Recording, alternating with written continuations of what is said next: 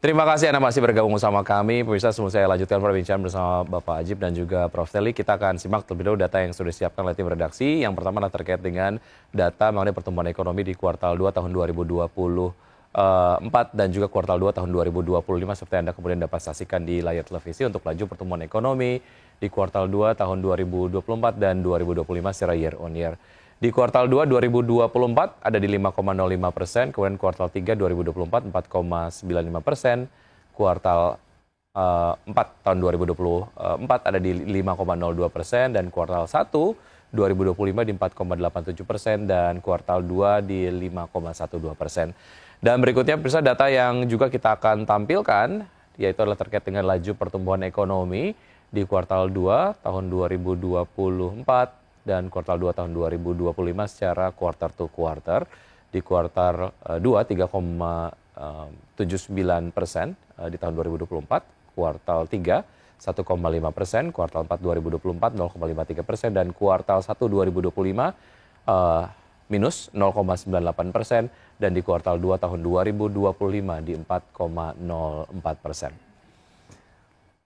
Dan berikutnya terkait dengan data soal PMI manufaktur tahun 2025, pemirsa dapat Anda saksikan di layar televisi. Untuk di bulan Januari di 51,9, Februari meningkat di angka 53,6, kemudian di Maret turun di 52,4, dan di April 46,7, di bulan Mei di 2025 47,4, di bulan Juni 46,9, dan di bulan Juli 49,2. Dan bisa kita akan lanjutkan perbincangan bersama narasumber yang masih kemudian bergabung bersama kami di video conference. Saya ke Prof. Teli.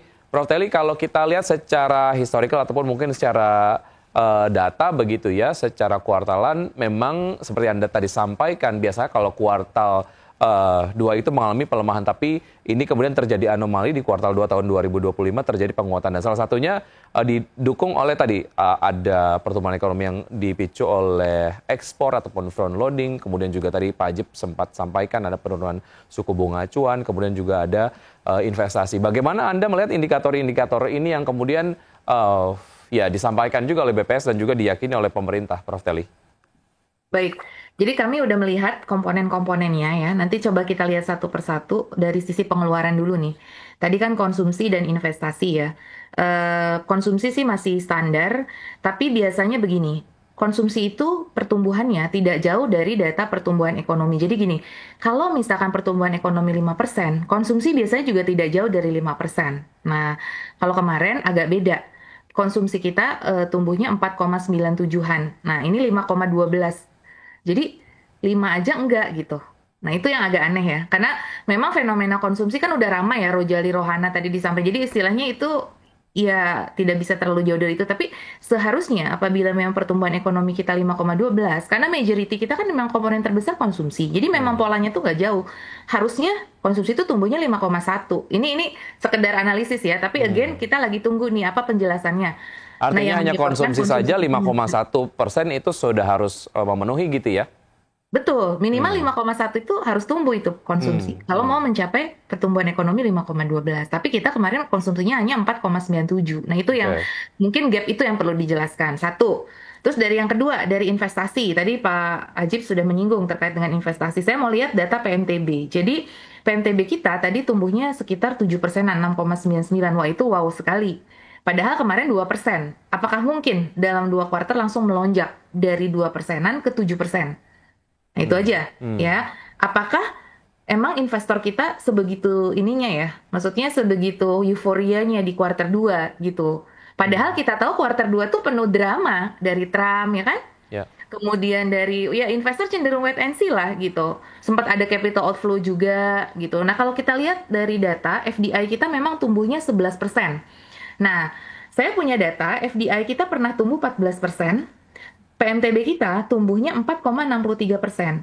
Itu padahal FDI udah tumbuh lebih tinggi, tapi PMTB hanya tumbuh 4,63. Nah, ini yang mungkin tadi again butuh penjelasan dari sisi Hmm. komponen-komponennya. Kita tentu apa namanya positif ya kalau emang itu oke, wah kita bagus sekali. Cuma tadi penjelasannya aja seperti itu. Kalau memang betul PMTB itu meningkat dari komponen apa? PMTB itu kan biasanya bangunan, peralatan dan perlengkapan, terus ada intellectual property right, ada cultivated biological resource berdasarkan komponen nih.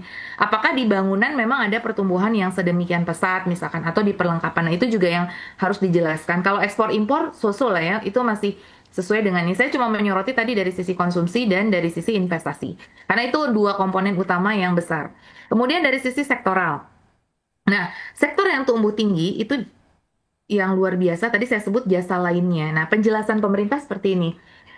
Jasa lainnya didorong oleh peningkatan jumlah pengunjung tempat rekreasi seiring adanya hari besar, cuti bersama dan libur sekolah. Dan peningkatan jumlah perjalanan wisatawan nasional dan kunjungan Wisman. Kemudian jasa perusahaan juga kita tumbuh 9,31 itu juga tinggi. Penjelasan pemerintah, jasa perusahaan didukung oleh peningkatan aktivitas agen Biro Perjalanan Wisata. Nah, ini yang perlu kita konfirmasi. Kalau baca seperti ini berarti wisata yang mendorong sektor jasa kita itu meningkat pesat. Nah, itu yang perlu dilihat. Apakah demikian ya? Apakah karena rupiah kita terdepresiasi sehingga orang merasa murah sehingga berwisata di Indonesia secara meningkat? Nah, itu mungkin yang perlu kita pastikan ya. Apakah libur-libur ini, kan kita banyak libur ya di Triwulan 2, itu juga telah membantu untuk meningkatkan seperti itu. Libur tapi kalau nggak ada income-nya kan bingung juga ya. Makanya itu perlu dilihat sih dari sisi apakah wisatawan ini memang, dan akomodasi makan minum ini juga meningkat pesat ya. Transportasi pergudangan juga naik. Apakah transportasi masyarakat itu juga memang mengalami peningkatan sedemikian pesat. Nah, itu yang perlu dapat penjelasan-penjelasan menurut kami itu. Memerlukan penjelasan-penjelasan dan juga perlu di-exercise begitu ya, terkait dengan data dari konsumsi dalam negeri sendiri yang memang biasanya ini menjadi salah satu penopang ekonomi yang major lah ya, ataupun lebih signifikan jika kemudian dibandingkan dengan pendukung-pendukung pertumbuhan ekonomi lainnya. Ketika kita sampaikan dan juga kita kemudian juga lihat bahwa ada data terkait dengan PHK besar-besaran, kemudian banyak angka pengangguran, dan juga tadi Rohana dan juga Rojali, ini cukup alarming nggak sebetulnya? Saya tanya ke Pak Ajib. Pak Ajib, menurut Anda seperti apa? Dan juga tentu saja saya juga akan mintakan komentar Anda terkait dengan data-data yang perlu di-exercise tadi oleh kita lah ya, ataupun mungkin disampaikan penjelasan lebih lanjut dari BPS dan juga pemerintah. Seperti apa Pak Ajib? Begini Mas Wiki, kalau dunia usaha sangat concern dengan yang namanya daya beli. Karena ini yang menjadi pondasi, yang menjadi kekuatan, dan betul tadi Prof. Talisa menyampaikan bahwa secara statistik bahwa sekitar 57-60% pertumbuhan ekonomi kita itu ditopang secara signifikan oleh konsumsi rumah tangga. Artinya kemudian ketika memang konsumsi rumah tangga itu pertumbuhan ekonominya cukup eskalatif, maka itu akan relevan dengan pertumbuhan ekonomi secara agregatnya. Kemudian ketika pertumbuhan ekonominya secara agregat kok naik tinggi, tapi konsumsinya nggak naik tinggi, ini memang menjadi sebuah anomali. Tapi tadi saya perlu menambahkan dari Prof. Talisa ketika tadi juga meng-exercise tentang sektor pariwisata yang naik. Ada sebuah anomali lain Mas Wiki, bahwa di semester pertama, kalau kita capture data dari PHRI, Persatuan Hotel dan Restoran Indonesia, itu rata-rata lebih dari 50% pengusaha hotel itu sedang melakukan layoff karyawan loh. Kalau kita capture yang ada artinya, berarti kan kenapa ada layoff? Pasti karena ada efisiensi. Kenapa ada efisiensi? Karena omsetnya sedang turun. Nah, hal seperti ini yang sebenarnya perlu dimatchingkan datanya antara private sector dengan dunia usaha dan didorong oleh teman-teman ekonom maupun dari akademisi.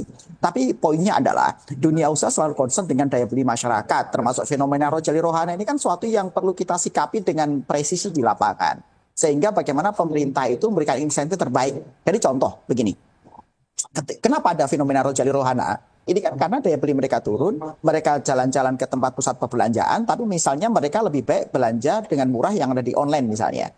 Nah, tapi kemudian belanja online dipajaki oleh pemerintah dengan adanya pajak UMKM, karena setiap penyedia jasa layanan jual beli online juga pajak 0,5%, walaupun seperti itu misalnya. Nah, maksud saya begini. Fenomena-fenomena sosial maupun ekonomi seperti ini perlu disikapi dengan baik oleh pemerintah. Sehingga ketika pemerintah memberikan kebijakan-kebijakannya, memberikan regulasi-regulasinya, mereka memberikan insentif yang tepat sasaran. Jangan sampai kemudian ketika ada shifting budaya masyarakat yang kemudian belanja ke online, tapi produsennya yang menjadi produsen itu artinya entah produsen entah trader yang ada, kemudian mereka buka lapak di online, mereka juga takut karena ada ada disinsentif fiskal di sini misalnya. Jadi sekali lagi harapan kita Mas Wiki adalah bagaimana pemerintah concern dengan penguatan daya beli masyarakat. Baik. Karena mau seperti apapun data dan angka pertumbuhan ekonomi yang dirilis oleh BPS, tapi kalau kemudian secara realitas ekonomi daya beli sedang mengalami penurunan, misalnya adanya PHK, kemudian adanya seperti tadi bahkan sektor PHRI juga mereka melay off banyak karyawannya misalnya, itu menjadi potret kondisi yang ada di lapangan. Sehingga harapan kita ketika kemudian daya beli masyarakatnya lebih baik, maka secara substantif ekonomi kita juga bisa bertumbuh ke depannya. Nah, dunia usaha secara concern mendorong beberapa poin tentang penguatan daya beli masyarakat. Misalnya begini Mas Wiki, harapan kita adalah seluruh kementerian dan lembaga, apapun regulasi yang dikeluarkan, kalau kita berkaca dari China, Mas Wiki, bahwa setiap lembaga dan kementerian, apapun regulasinya, output mereka harus dengan namanya job creation. Berapa banyak serapan tenaga kerja yang mereka bisa create dengan adanya kebijakan-kebijakan tersebut. Karena kalau kita bisa mendorong job creation, maka tentunya ini bisa menyelesaikan setengah masalah bangsa ini sebenarnya, Mas Wiki. Karena sekali lagi berbicara masalah kita ini kan berbicara masalah pengangguran, berbicara masalah Gini rasio, berbicara masalah kemiskinan. Cuma 3 utama ini, secara utama ya. Artinya kemudian ketika bisa didorong job creation dengan baik, fokus pemerintah semuanya di sini, makanya saya pikir ini menjadi sebuah extra effort yang sangat positif dari pemerintah untuk sektor dunia usaha. Sehingga apapun angka dari pertumbuhan ekonomi lah, angka yang lain-lain itu bisa terjelaskan dengan adanya kenaikan dan peningkatan daya beli masyarakat. Kira-kira demikian Mas Wiki. Terkait dengan data ini kemudian menjadi sangat krusial karena data biasanya dijadikan dasar bagaimana pemerintah membuat sebuah kebijakan begitu ya. Jika kemudian datanya banyak yang kemudian harus di-exercise dan tidak kemudian terlalu menggambarkan apa yang terjadi di lapangan. Ini yang dikhawatirkan ada kebijakan-kebijakan yang tidak dibuat dengan berdasarkan data yang terjadi di lapangan. Kurang lebih seperti itulah ya. Mungkin kekhawatiran dari masyarakat dan juga beberapa pihak begitu. Baik, semakin mari kita masih ada segmen terakhir untuk topik ini. Kita akan lanjutkan usai jeda berikut ini. Prof. Teli dan juga Pak Ajib dan pemirsa tetap bersama kami akan segera kembali.